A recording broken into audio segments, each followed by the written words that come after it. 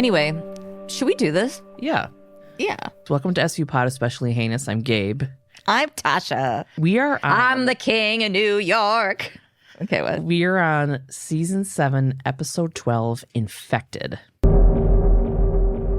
Okay, so the opening scene, you can see a woman and a dude are kind of like flirting we're assuming after they had sex. But wait a second. We're in 2006. Happy New Year, everybody. Oh my God, yeah. Holy shit. Anyway, okay, 2 people done boning. But the point of view is from a kid hiding in a closet. The lady tells the guy to leave. She's like, it's time to go. And he's like, I don't want to. Let's go back to bed. And it starts to escalate. She's like, seriously, get the fuck out of my house. Yeah, it escalated really fast. Really quick. And she tells this guy, she's like, this is the last time we're going to meet up. The guy's like, it's not up to you, and starts throwing shit at her. It goes back to this like kid's eyeball looking through the closet.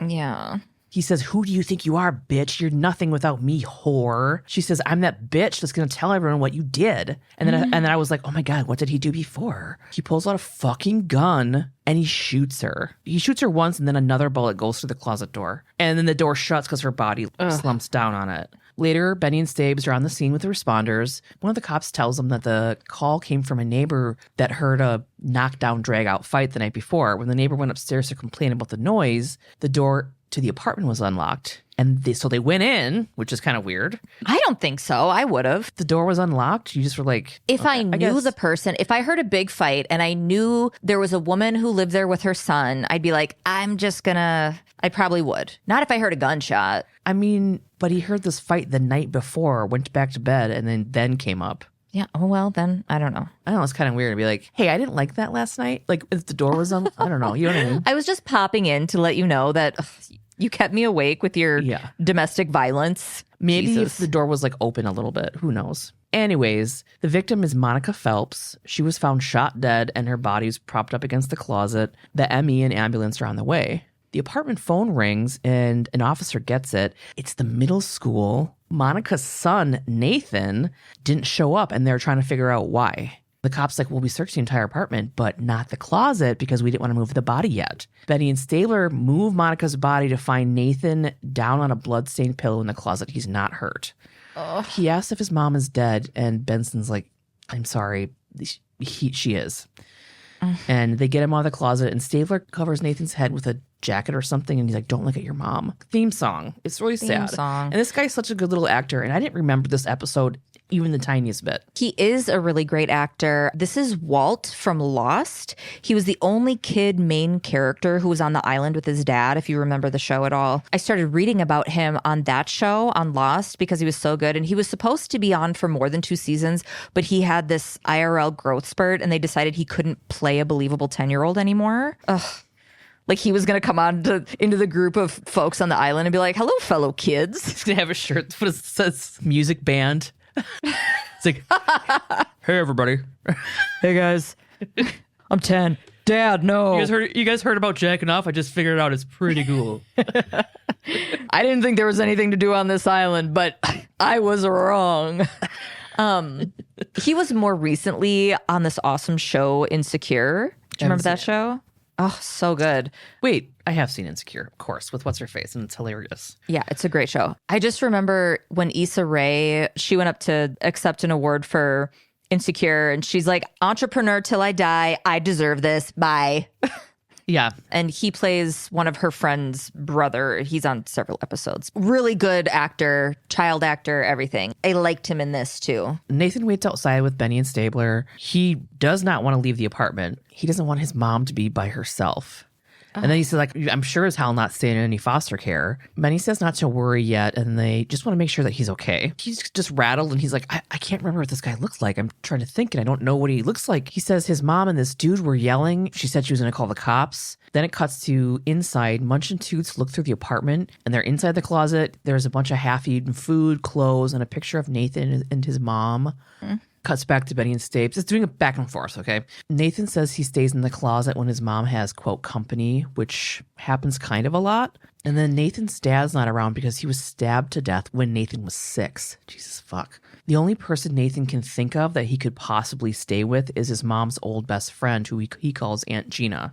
So her name is Gina Arroyo, and she used to live with them. There's a picture of them in the apartment. She left about 3 months ago. Nathan and his mom hadn't heard from her, and they just assumed she was in jail for meth. And then inside, Munch and Toots find a fucking drawer full of just baggies of meth, which I'm like, what? Mm-hmm. But I don't know shit about meth. That's your shit. You know all about that.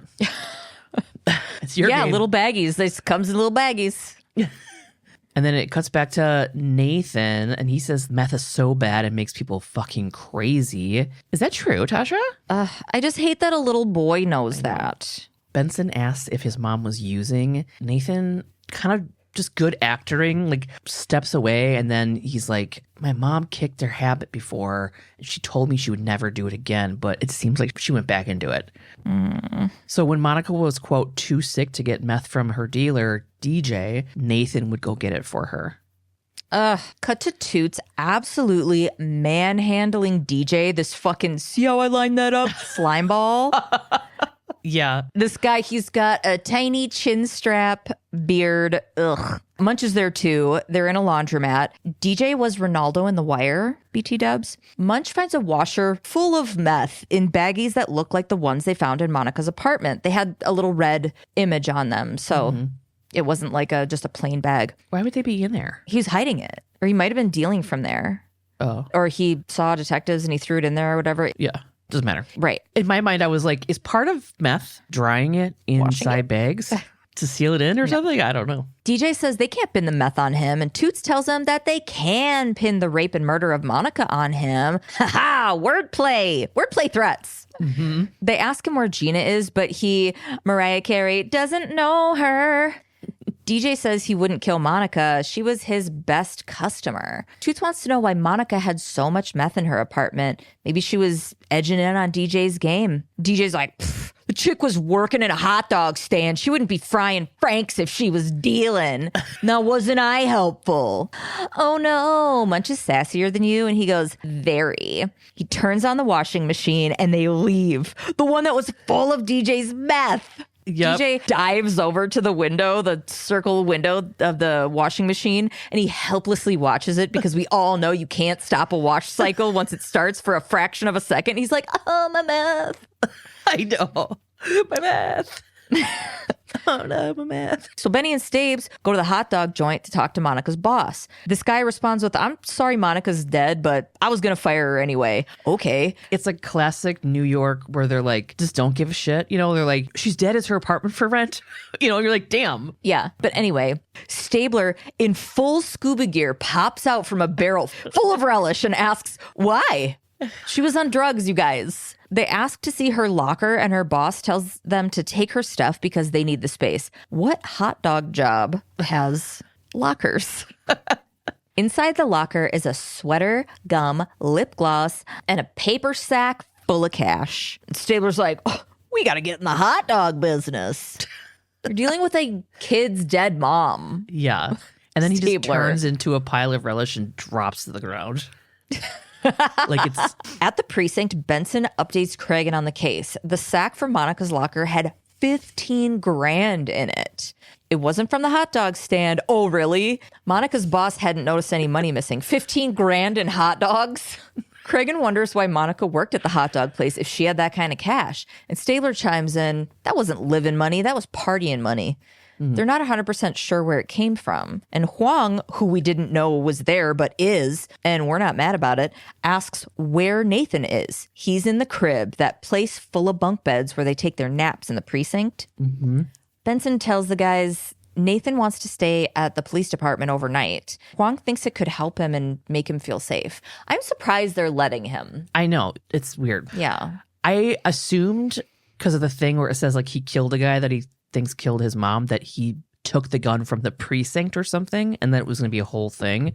But that's not what it was. Later, Benson goes into the crib and brings Nathan blankets and she has a little chat. Sorry about the big old pajamas. She tells him that they'll go to the apartment tomorrow and get some of his stuff, but he doesn't want to go back there. He doesn't need any of that shit. I wouldn't want to go back there. I know. He asks Benson if he's going to be sent to a foster home the next day. Benny assures him that they won't send him anywhere until he's ready. I know. I don't understand. Because that place would be Okay. filled with kids because of Benny. Yeah, we're not going to send you anywhere till you're ready. What? That's how this works? Because usually you guys don't. Usually you guys go, sorry about this, dude, but Yeah. Benny asked Nathan about the cash that was found in Monica's hot dog locker.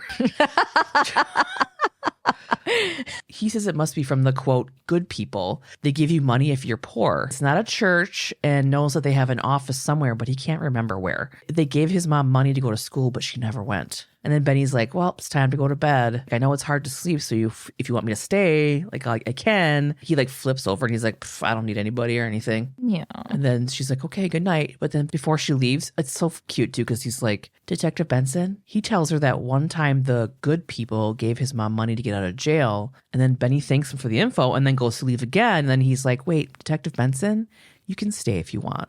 Only if you want. Yeah. She's like, oh, how about I just stay until you fall asleep? And then Nathan's like, yeah. And I'm like, oh, he needs her. He was like seriously trying to be like, if you want to stay, you totally can. But like, whatever. I guess if you feel like you need to. Yeah. I mean, this is a kid who He's been through he's been through a lot. Kids in those kinds of circumstances have to grow up a lot faster, and they have a lot of internal stuff trying to protect them. And emotionally, like that's the number one thing. I know. Survival. Benny and Stabes go to the good people place, I guess, My Salvation Charities, and it's this lady, Terry, okay? She tells them court records from Monica's arrest says that the charity did, in fact, help her out with bail. They did it because she had been doing so well with her recovery, which can be really hard. This lady says that Monica was her client, but she considered her a friend. So she starts telling him what the charity does. So the charity helps women in need. Then they go to a desk with a guy named Ted and another lady, and they're like, hey, you know, Monica's dead. And they're like, oh my God, they're like really upset. Benny and Stabler are wondering why she had so much money and if they gave it to her. This Ted guy says that they had given her money for her rehab and gotten her an education grant. They didn't give her cash though, and they never give anyone as much as $15K. You know, that was what was found in Monica's locker. And then Benson asks about Monica's best friend Gina, but they don't recognize the name. They do give Benson the name of a client who was in rehab with Monica, Candace Tanner. So husband Ted was Detective Greg Matavoy in 256 episodes of NYPD Blue from 1993 to 2005. This is me taking my notes. I'm guessing shit's going to come back to him since he's a bigger name for this episode at the time. Yeah. And in the police procedural world too. Yeah, people would have been like... People "Ooh." watching this at that time were like, that's the NYPD Blue guy. Yeah. So Betty and Stabes talk with Candace at her apartment. She doesn't remember the last time she saw Monica, and she's like running around her apartment and looks all rushed.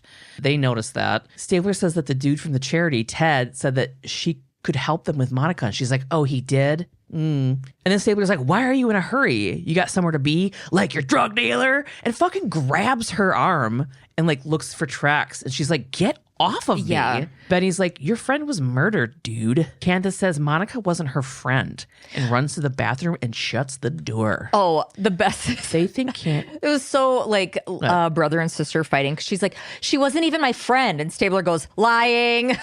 Oh, I know. Oh my God, I forgot to put that in. It was funny. So dumb. Liar, lies. Lying. It was so catty too. So they think Candace is lying for someone. But who? Benson gets a call from the ME's office. Ballistics match the slug from Monica to one of the Jane Does in the morgue. Coroner Warner. We all watch with Benny and Stabes as Coroner Warner pulls out one of the dead body drawers in the medical examiner's office. It's Gina. She was found 3 months ago near the park. Gina was shot 2 times, point blank in the chest. There was no ID on her and no missing persons report. Benny immediately thinks of this poor fucking kid and looking at Gina goes, now Nathan has someone else to mourn. Ugh, this poor kid. So now fucking Nathan has to ID her and positively identifies Gina from a monitor in the ME's office. Benson asks if he knows anyone who his mom and Gina would both know, since the same person probably killed them. Nathan says he doesn't. He's got a lot of other shit to worry about, like where the fuck is he going? Benny offers to take him back to the station, and he's down with that, so they leave. Again, in my notes, I feel like she's gonna eventually get in trouble for this. Tasha. Yeah, right. Coroner Warner comes out with a box of stuff that was on Gina's body and gives it to Stabes. Some jewelry and a plastic bag that had a voucher for what had been in it. $7,000 in cash. Stabler wonders where all this cash is coming from. Corner Warner has already done this horse math. Gina had a rubber bracelet with a Bible verse on it.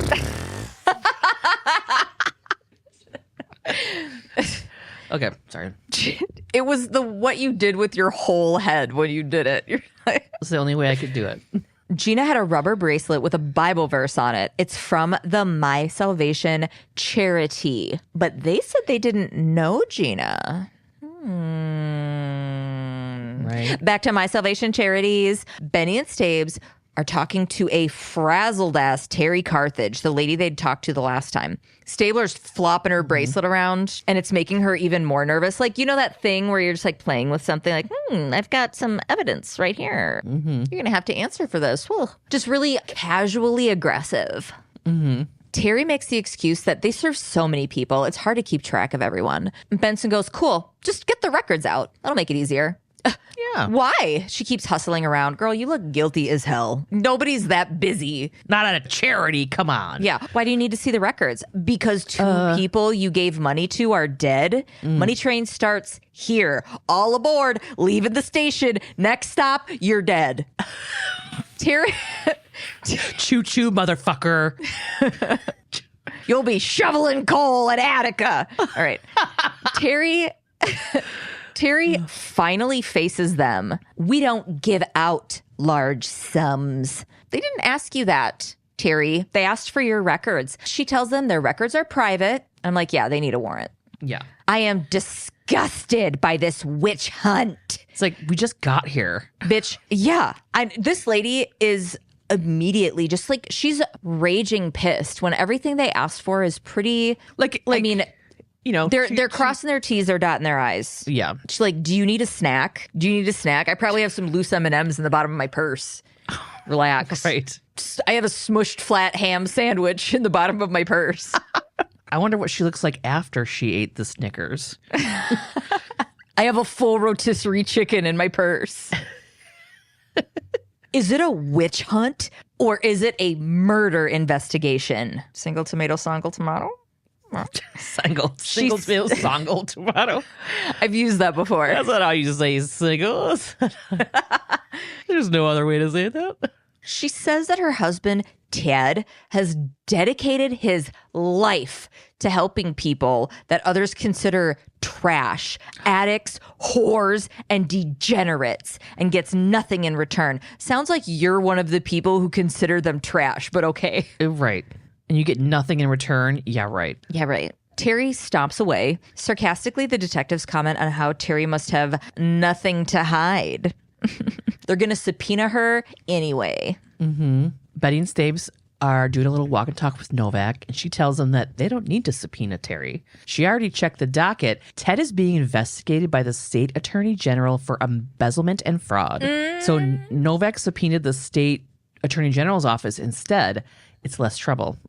Ted freaking somehow funds the Salvation charity completely out of his own pocket. He also has multiple businesses and other charities, and it seems like he's just shuffling things around to hide that money is going out but none coming in. At least that's what his partners think. Like Ponzi scheme kind of shuffling. Right. She hands Ted's file over to Benson for them to look over. Munch and Toots are now at Marla's beauty salon, and they're questioning a woman that works at the salon. She was giving $14,000 over 11 months. It looks a little rough, but like I still don't like this. They intentionally like made her skin. Yeah. Right. So she was given $14,000 over 11 months, written out on 8 checks as, quote, loans from Ted for, quote, personal expenses. Toots is like, yeah, I can see that nice crank bugs on your face. And I was like, dude. Yeah, chill out, guy. She's like, you're a pig. They threatened to check her financial records. And she's like, I'm sorry. I meant to say the money was a present. Can I say that now? Benny and Staves question another girl, Katie. She's a kid. She cashed a $2,000 check from Ted. Katie is Spencer Grammer, Kelsey Grammer's daughter. Oh. She also voices characters in Rick and Morty. Who? Summer Smith. Oh. Kelsey Grammer's daughter, Spencer Grammer. Oh, it's his actual daughter, not on the show. Okay, never mind. His actual daughter, yeah. Don't hate me. I've never watched Rick and Morty. Really? Yeah. I've seen like lots of stuff from it. Yeah. But it wasn't a show that I like. I was obsessed with it when it first came out. Got into it, yeah. I'll probably check it out at some point, but So yeah, she's like, I didn't cash a check from anybody named, what did you say, Bed? What is it, Fred? I don't know who you're talking about. what's his name? Bed? They tell her that she's not in any trouble. They're investigating Ted, not her. And then she's like, okay, but I want to tell you, but it's really gross. And Benson asks if she's using meth. And then Katie's like, I'm not shooting it, and I'll stop. She says she got the money because she had sex with Ted, who's a grown fucking man. It was only supposed to be oral, but then he got really pushy, and she just went with it. Because she's a child. She's a high school student. She's a fucking child. Yeah. Benny says that Katie is describing rape. And Katie says no because Ted paid her. And Stabler tells her it doesn't matter if he paid her. She's underaged.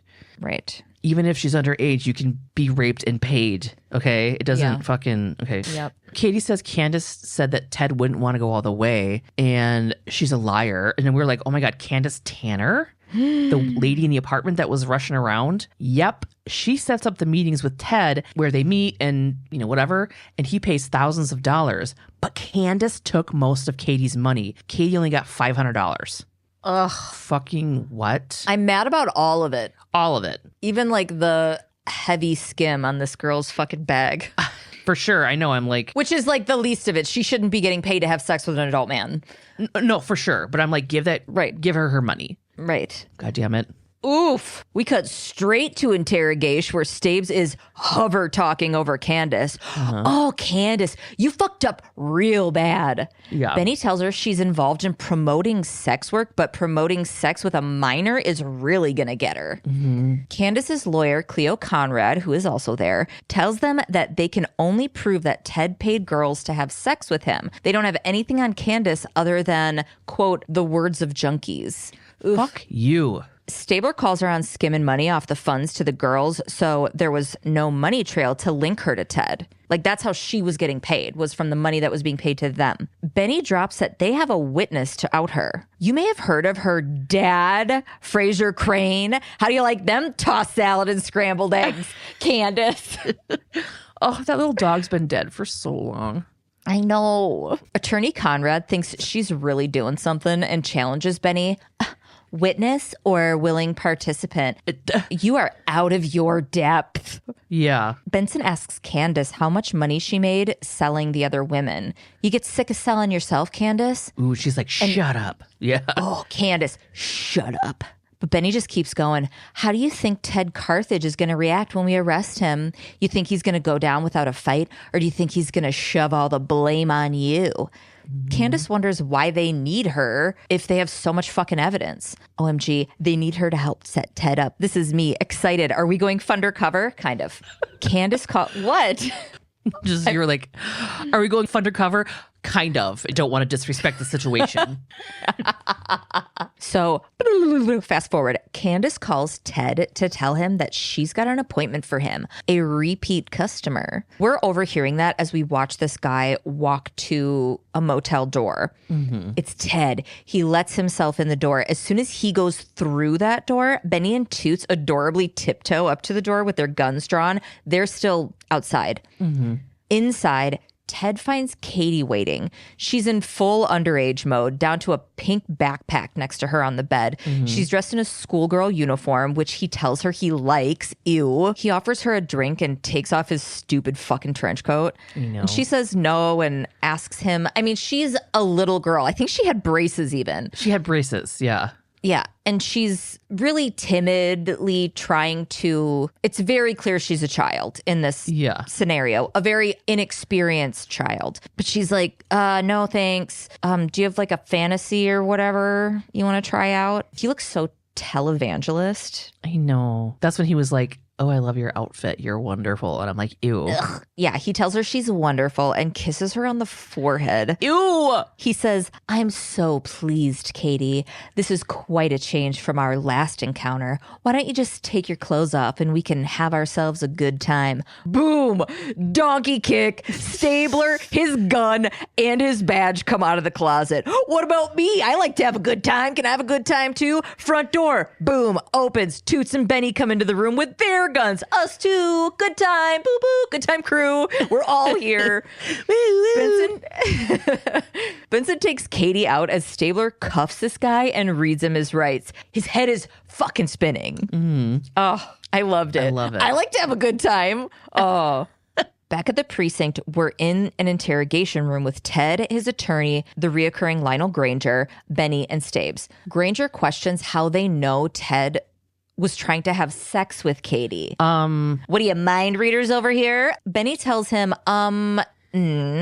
no, we know because he paid her $2,000 to have sex. And he literally said, take your clothes off. Stabler, on her heels with the backing evidence, reads the financial records, just a list of names and dollar amounts. Granger argues that those are just charitable donations to people in need, but Stabes ignores him and sits on Ted's shoulder like a parrot to talk in his ear. How much you think you spend on sex, my guy? Well, I'll tell you, $2 million. Holy shit. Benson wonders if Ted ever got tested after having sex. A lot of those women are IV drug users. You could have Hep C, HIV. You know what? We could just ask your wife. She can get tested. And he tries to sound remorseful. I'm sorry. You're right. I've been unfaithful. Those are my girlfriends, not women I'm paying for sex. I loved them. Slimy fucking Granger blames the women, of course, saying they tricked him and used him. He's the real victim here. Stabler has been in sarcasm mode since this episode started, and I love it.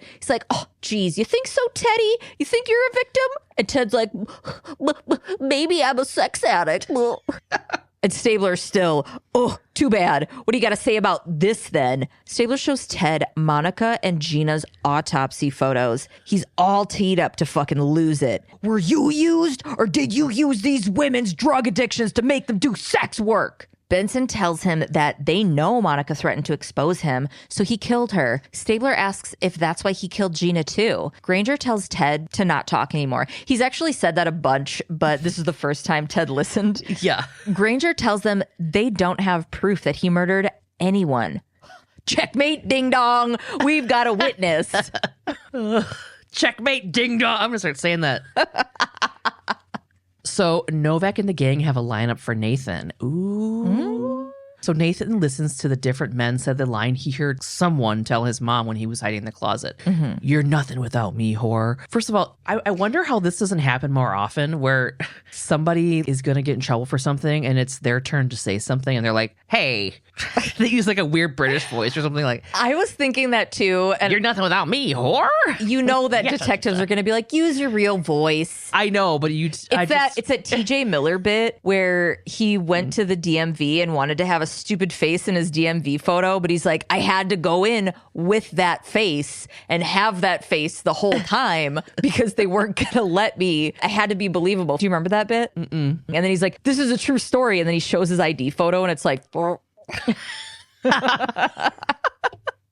anyway, it's like that. Pro tip, if you think that you're going to end up in a lineup, go in with a weird voice. Yeah.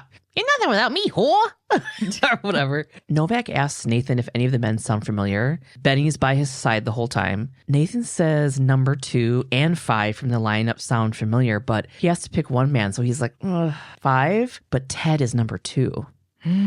Granger seems happy and he's like, I'm gonna get my client arraigned, so he's home for dinner.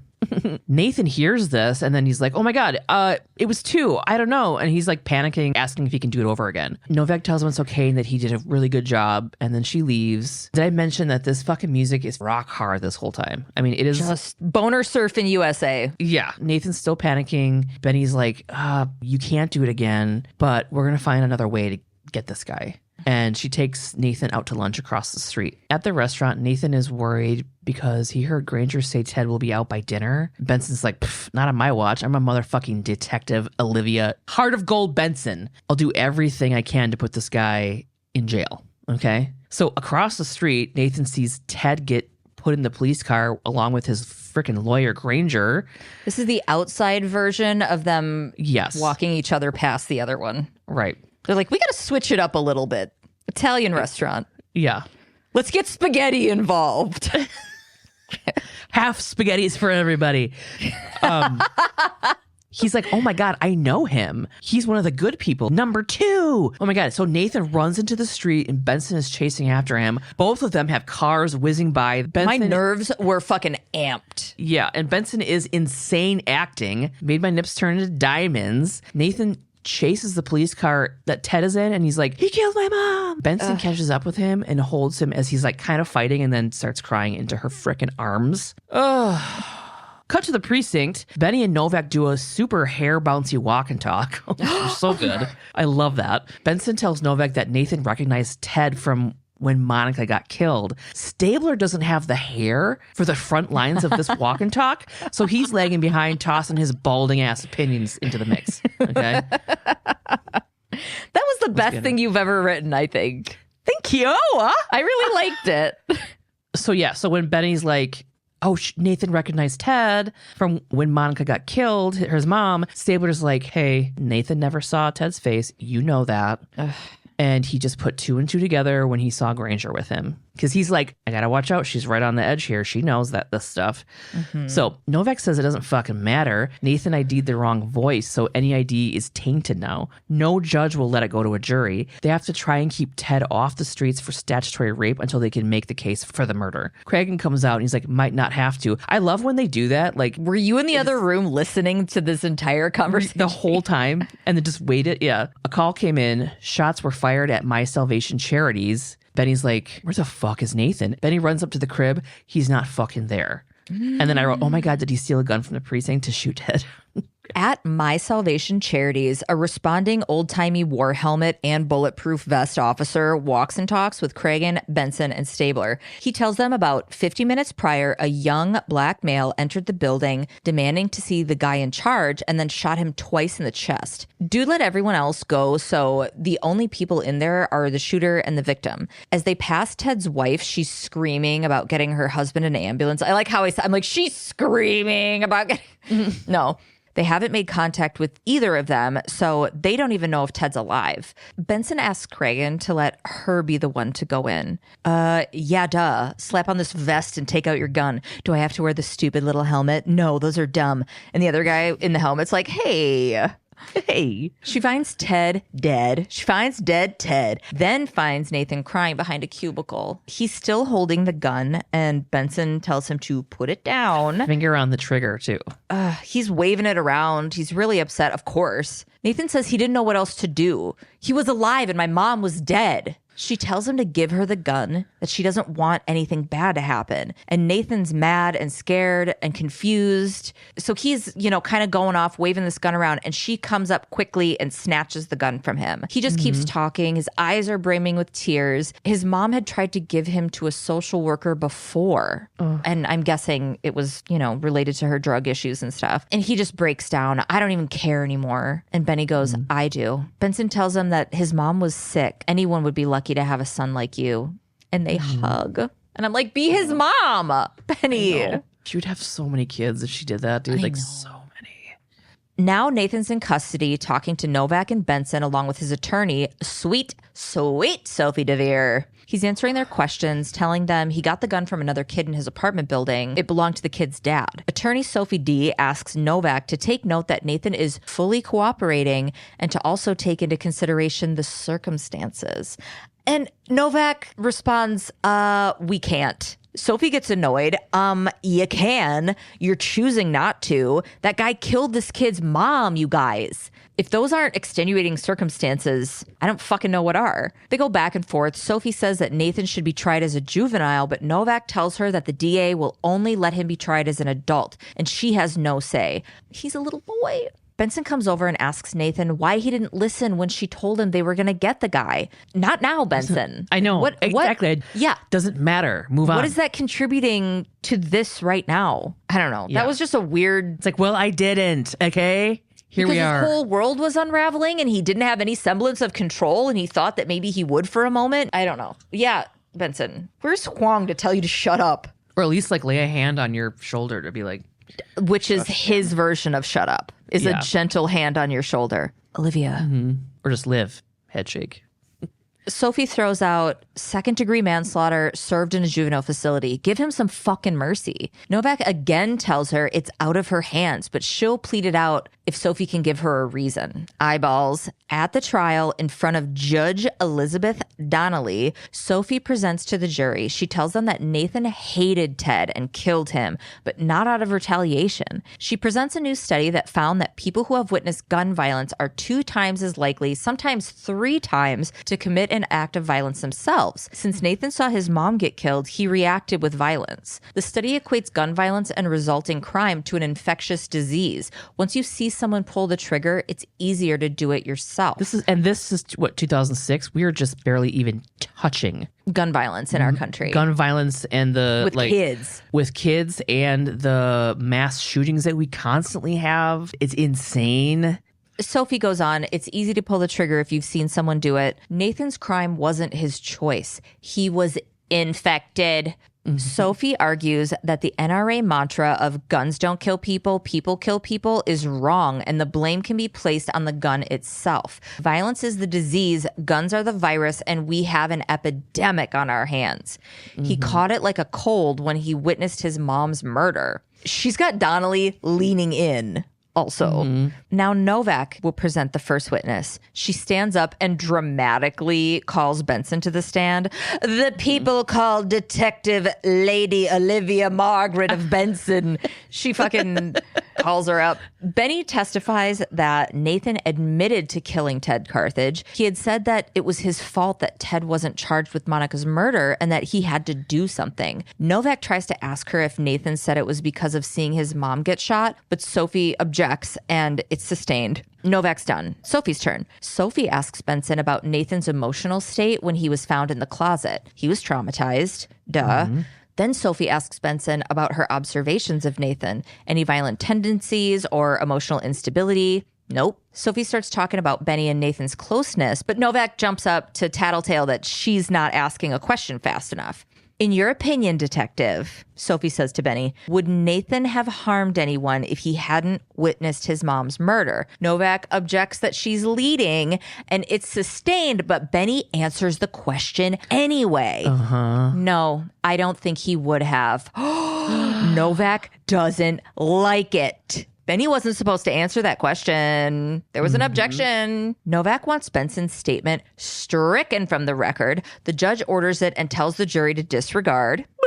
Forget that part, you guys. Novak storms back up to Benny. She asks Benson if witnessing a murder justifies a murder. And Benson says that it doesn't justify it, but it can explain it. And Novak is pissed. And Benny's like, oh, God, now I have to deal with this shit. Outside the courtroom, Benson catches up with Novak. Are you mad at me? And Novak's like, you here to ambush me again? Benson's like, dude, I want to apologize. Novak tells Benson that she gave the jury a reason to acquit Nathan. Dude, Novak, what the hell are you asking of her? You're asking her to be on your side in a weird way when she's just answering questions that are asked of her. I shouldn't say that, though, because she knew not to answer that fucking question after it was objected to. Yeah. Benson says that she was trying to tell the truth, then asks what Novak's going to do. Well, instead of eating lunch, I'm going to go draft a fucking plea bargain. You want my pickle too, bitch? I was just thinking that. Oh, really? Yes, I was like, as I was saying it, I'm like, bring up the pickle. Well, that was Cabot's pickle, but I guess Novak can have it now that Cabot's gone. I didn't even write that down. That's so funny. Oh my God, I love you. I love you too. So Novak's going to go draft this plea bargain. You changed my mind, dude. And you probably convinced a juror or two. And Benny smiles as Novak goes to her office. She's like, yay. Oh my God, they're like such girlies in this little scene. They're like, I know. But also, is Novak just gaslighting Benny, but in the fun way that we like? You know, like when you open a letter from Stanford and you're like, oh man, I got in. You know what I mean? Like, or one of those sort of things. Because she's like, what, are you here to ambush me? You convinced me. Same team. That's not what you thought at the first moment you got here. Okay, so now we're at the trial. Novak prevents the plea bargain. Sophie starts reading it. So Nathan will plead guilty to 1 count of second-degree manslaughter. In the middle of Sophie talking, they are interrupted by 2 men coming into the courtroom very dramatically. Ted's family's lawyer, Mike Geddes, brought in a court order. I hated this guy, this slimy motherfucker. So fucking smarmy, yeah. He was very Dusty Dingleman. Oh, very skis in his jeans, this guy. Definitely. Novak's like, no, hon. Ted's family has nothing to do with this trial. Getty says he's got a court order that says otherwise. Judge Donnelly is given a frickin' restraining order that prevents her from accepting the plea deal and summons her, Novak, and DeVere, Sophie, to appear in civil court. The trial has to stop. The civil court case starts tomorrow. At the precinct, Novak, Benny, and Stabes, they do a little walk and talk off the elevator, which I love. Stabler wonders how the F, Ted's wife, can stop the plea bargain. Novak says that Terry can't really do it, but she can jam up their lives for a couple of weeks for civil court to decide if Terry actually can block the plea bargain. It's like a whole thing. Yeah. So Donnelly can't do anything until that happens. And then Stabler's like, whatever, dude, you can beat Ted's lawyer. Donnelly shows up out of the shadows and says, don't get cocky. She just did the whole thing that we were talking about. Yeah. Don't get cocky yet. Guess who's paying Getty's salary? The fucking National Gun Association. Do you think they just didn't want to say NRA? Yeah. That's what I was wondering too. Also, she just goes into this precinct. She's like, we're a team now. And starts getting coffee. Yeah, I know. Yeah. She goes up to their coffee maker, their fucking stack of cups. She's getting sugar, creamer, talking. All right, team, gather around. You're very comfortable here. Yeah. So the NGA, not NRA, the NGA got, is there even an NGA? It's NRA, right? Yes, it's the National Rifle Association, so I don't know. I bet you the NRA would have sued SVU for disparaging or something. Yeah. So the NGA got involved because of Sophie's statement. The gun manufacturers don't want anything negative about gun stats and studies because it will go back on them and they might be held accountable for children committing murders. Jesus Christ. This is what I'm talking about, you guys. This country is owned. Yeah. Yeah. Just so you know. By like 3 families.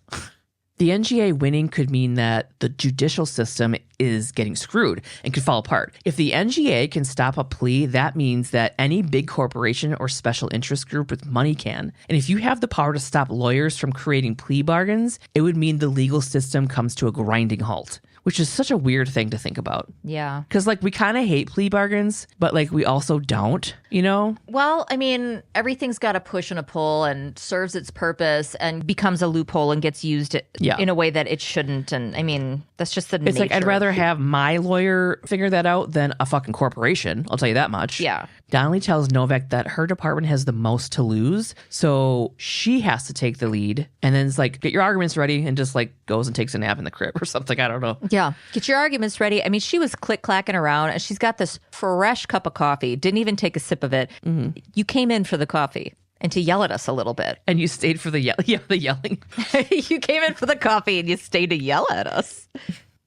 So Novak and Geddes are in the chambers of Judge Malloy. Novak says that the DA's office doesn't need input from the victims' families to enter into plea agreements. Geddes brings up an amendment to the Constitution that Congress is considering that could give families of victims the right to have standings in plea bargains, which, okay, it's not an amendment. It's not amended yet. You're just talking. Mm-hmm.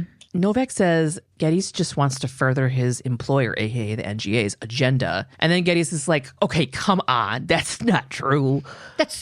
What an accusation. How dare you, ma'am? Geddes says that the study Sophie talked about in court is, quote, bogus. And he and the NGA both just happened to agree about that. Yeah. We were actually at coffee and they said it. And I was like, oh my God, I agree. And they were like, you do? Oh my God, same. Will you help us? This is why we're best friends. We need you. The judge orders an evidentiary hearing to test the validity of the study and asks if Novak has an expert that can give input. Novak does have an expert on juvenile violence that can attend the hearing. The judge tells her to get her co-defendants ready so they can hear what the expert has to say. Civil court. The expert Novak knows took the stand. This guy has 176 credits. His first is in 1961 and he's still acting today. That is insane. Do you watch House of Lies with Don Cheadle and Kristen Bell and Ben Schwartz? This guy was on 51 episodes of that. You never watched that? You know that meme of Kristen Bell where she's pretending to take the cap off a lipstick or a chapstick or something and put it on her lips, but it's her middle finger? Oh. Yeah. You know, that's from that show. Is it a comedy? Yeah, there's funny stuff. It's not like, I don't think it's pitched as a comedy, but there's funny stuff in it. Is it like a lawyer thing or something? No, they're like business consult people. Oh. It's really good. Don Cheadle's awesome. And then I love Don Cheadle. Kristen Bell and Ben Schwartz like kind of hate each other but work together. Who's but Ben Schwartz again? She's the worst. Yeah, that's what I thought. Ben Schwartz. I thought you were going to be like, don't be suspicious. I was trying to decide which one I wanted to do. He was also Mayor Royce in The Wire and Colonel Brad Taylor in 121 episodes of A Different World. But most importantly, he was Mr. Hansen, the biology teacher from the Gremlins who gets murdered by one. Oh. Remember? No.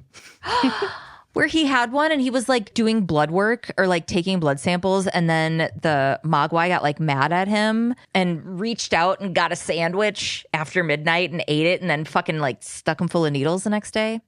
Anyway, killed him or he came into the lab and there was like a slimy cocoon and he's like, what? And it was a gremlin and he fucking killed him. Oh, yeah, they couldn't eat after like midnight, right? Or something? Yeah, or get wet. Or, okay, see, I remember the water part, yeah. So he's Dr. Young, juvenile violence expert. He's on the stand explaining the study, the depth of it, and other data. Witnessing gun violence and then completing an act of violence is almost more predictable than any other social factors that lead to crime and risky behavior in individuals, such as poverty, drug use, being raised by a single parent. Those seem like wildly different things. Yeah, that last one I was like, okay. Yeah. Poverty, drug use, your mom being alone, like what? Yeah, I know. I'm like, all right, calm down. Dr. Young says that gun violence should be treated like an infectious disease, fighting it by limiting exposure to it and treating those who have been exposed early on. Getty's turn. He asks Dr. Young about the likelihood of the viral effect of gun violence and brings into question the data from the study being from statistical analysis and not a controlled experiment. Like that's where you get real results, is in a controlled experiment. Yeah, as in you gotta like shoot guns in kids' faces. Yeah. And Dr. Young's like, that experiment would be deliberately exposing children to gun violence, which is unethical. So I'm not sure what you're fucking asking me. Mm-hmm. Getty's the woodland weasel acts dumb this whole time. And he's like, oh, sure, got it. So they use the second best method, obtaining the second best results. Okay. And the judge excuses the doctor. Then this little weasel acts like he just had a thought. You know what, Your Honor? I'd like to call Nathan up here. Yeah. Novak objects to the relevance and says that Nathan's testimony would be immaterial. Mm-hmm. The hearing they're at is to examine a scientific study. Getty's disagrees and says he wants to use Nathan to see if he fits the criteria of the study. Miss Sophie argues that the Fifth Amendment prevents the court from getting her client to incriminate himself. And Donnelly, she's on the like defense side and she's sitting next to Novak. She's like, recess. She's like, that's for recess. Recess. She's like doing like baseball fucking. And then Novak's like, Your Honor, can we have a 10-minute recess? During the recess, Sophie, Donnelly, and Novak go to have a private chat. Sophie's like, fuck if Nathan's testifying. This is horseshit. He'll incriminate himself. Raging. And Donnelly goes, exactly. Are you crazy? Sophie's confused and mad. Crazy like a foxy goddamn law expert. Donnelly turns to Novak. What do you think, counselor? They're making a, hey, we've got a little plan here. Eyes at each other. Novak gets it. They're all saying it without saying it. They're waiting for Sophie to catch up. Novak goes, a jury's been sworn in on a criminal case. A witness has testified. Sophie Poo, do you see where this is heading? She might. I have no idea. I don't know what's going on. I'm like, I wish one of you guys would say something here because I don't know what's going on. Be a little more. I can't do and then we'll like. Yeah. You're all looking at each other. I'm like, are we supposed to know what's happening right now? I don't think so. So let's find out. I'm on the edge of my seat. Same. Okay. So after recess, they're all sweaty because they were like playing double dutch or something. I don't know. Nathan takes the stand. Getty's immediately asks why he killed Ted. And Nathan says he doesn't know why he did it. Getty's is fucking mean. He's being mean. Mm-hmm. Okay. He's mean. He's like, I don't. Well, he is. Geddes is like, didn't he kill your mom, dummy? And ask him why he's lying about not knowing why he killed Ted. And Nathan's like, I'm not lying. Oh, is your mom a prostitute? Wow. Nathan says he doesn't know. And then Geddes is like, do you have a nice apartment and nice life? And Nathan's like, yeah, I think so. Doesn't sound like it. Like, fuck it. And he's like in this kid's fucking face. Yeah. Is it an 8-year-old? That's badgering. This guy is badgering the witness. I think they're not throwing out objections because they want him to get badgered. Of course. Yeah. But I'm just like, I mean, I guess I could see a lawyer being like, I'm going to push as hard as I can until I get told to stop. So, he thinks he's like, I'm going to do it. I can't believe they're not objecting. Yeah. I must be winning. They're like, do it. Yeah. And then Geddes is like, yeah, well, how old were you when your dad got stabbed to death? He was 6.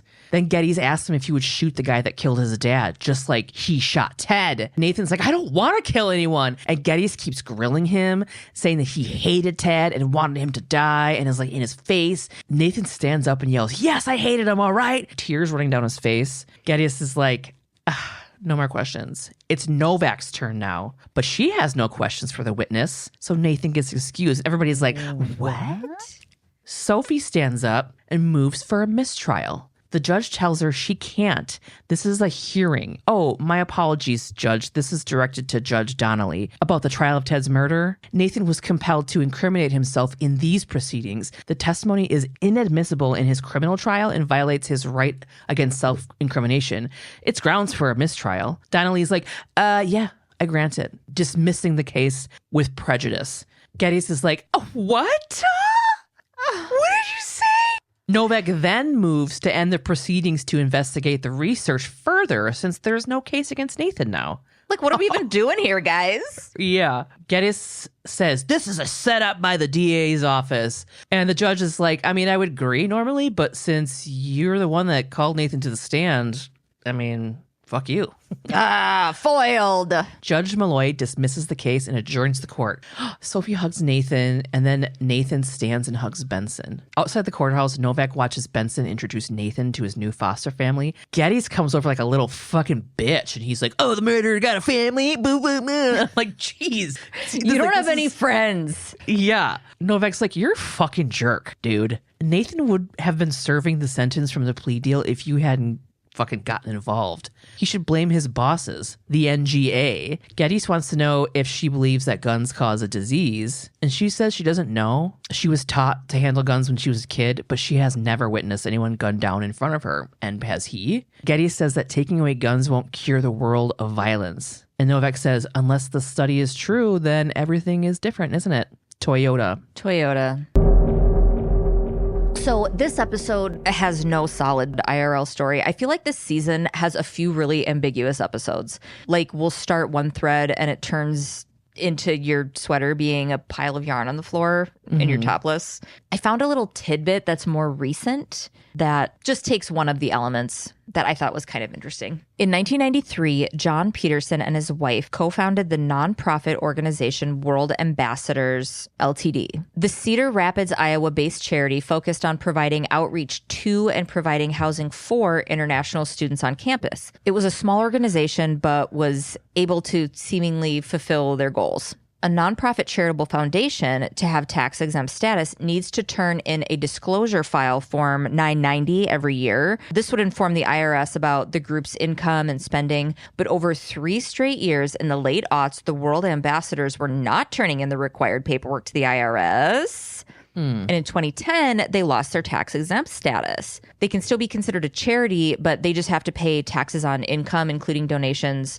Also, donors can't deduct their contributions, so it's just different in that way. Well, between 2010 and 2014, there were anywhere from 31 to 38 donors on a given year. The organization still managed to receive a total of $476,466.37. But you got to be careful. Don't fuck with the IRS. In 2013, director and co-founder John Peterson failed to report over $114,000 in income, his own personal income. Where was that money coming from? From 2010 to 2014, Peterson diverted $475,555.47 to his personal bank account through bank transfers from the charity's account or by checks written to him by him. All but $910.90 that had been donated went to his private account. Like $500,000. Holy shit. That's like the scene in the original Grinch where he goes back and takes the last can of Who Hash. Like, I'm just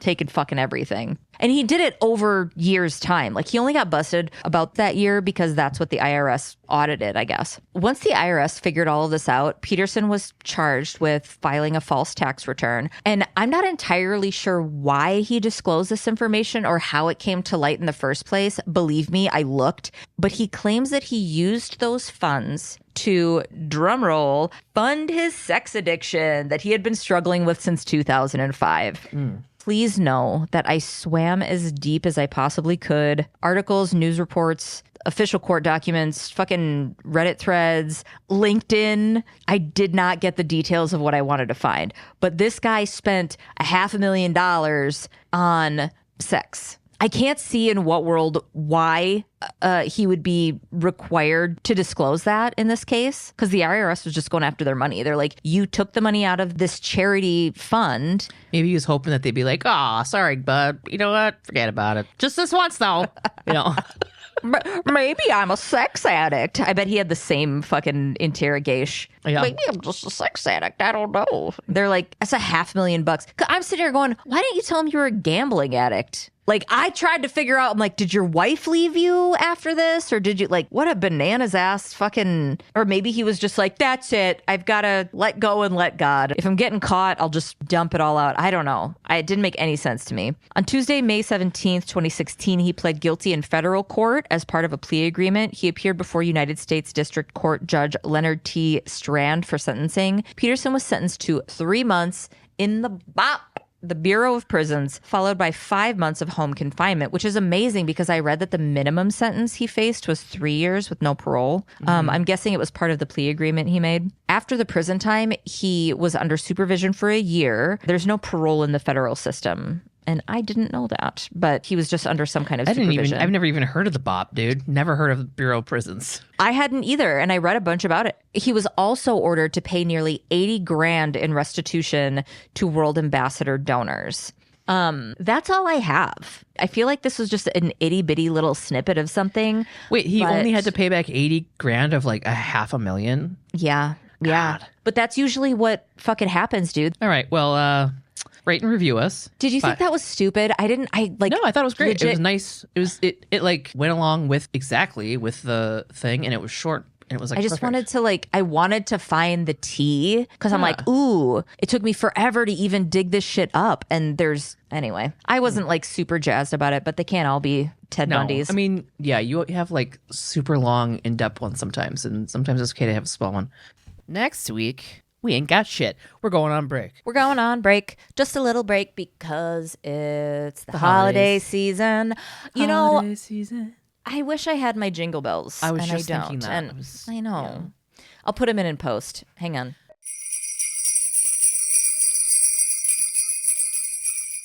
Okay. But we're going to be putting out some Patreon releases, fun little things we'll have available to you guys. And as always, if you want to keep hearing new stuff, join the Patreon. Mm-hmm. That's where we'll be. But we'll have a brand new episode continuing season 7, episode 13 on January 28th. That seems so far away, but it's not. It does seem super far away, but we're also going to fit that trial by jury episode in. Yep. And we'll do like friendship boats and right? We're going to do stuff. And we're going to release some Patreon stuff. Yeah. And then we'll have as well. The holiday party for the Elite Squad. For Patreon. Oh, yeah. It's fun. There'll be trivia. We'll be on there. Yeah. So if you want to get in on that too, you can join the Patreon and get that. Yeah.